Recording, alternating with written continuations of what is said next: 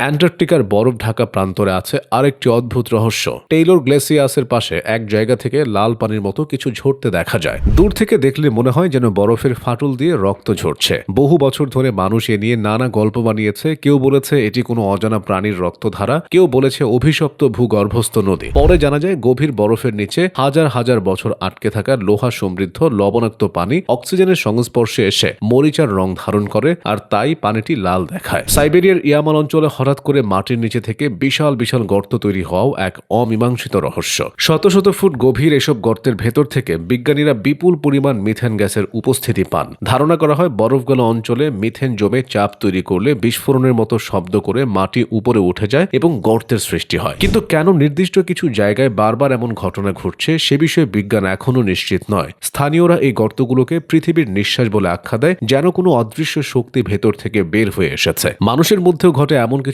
রহস্য যেগুলোর কোনো স্পষ্ট ব্যাখ্যা নেই। বিশ্বের বিভিন্ন দেশে নথিভুক্ত আছে স্বতঃস্ফূর্ত মানবদেহে আগুন ধরে যাওয়ার ঘটনা। একজন মানুষ হঠাৎ ঘরের ভেতরে নিজে নিজে আগুনে পুড়ে যায়, অথচ আশেপাশের জিনিস প্রায় না পোড়া অবস্থায় থাকে। আগুনের তাপমাত্রা এত বেশি হয় যে হাড় পর্যন্ত গলে যায়, অথচ পাশে রাখা কাঠের টেবিল বা কাপড় অক্ষত থাকে। কেউ বলেন মানবদেহের ভেতরে চর্বি কোনো বিশেষ রাসায়নিক প্রতিক্রিয়ায় বায়োলজিক্যাল ফুয়েলে পরিণত হয়। কেউ বলেন মদ্যপান বা কিছু মানসিক অবস্থায় এমন আগুন ছড়িয়ে পড়তে পারে। তবে এর নিশ্চিত কোনো ব্যাখ্যা নেই, তাই এসব ঘটনা এখনো বৈজ্ঞানিক মহলে বিতর্কের জন্ম দেয়।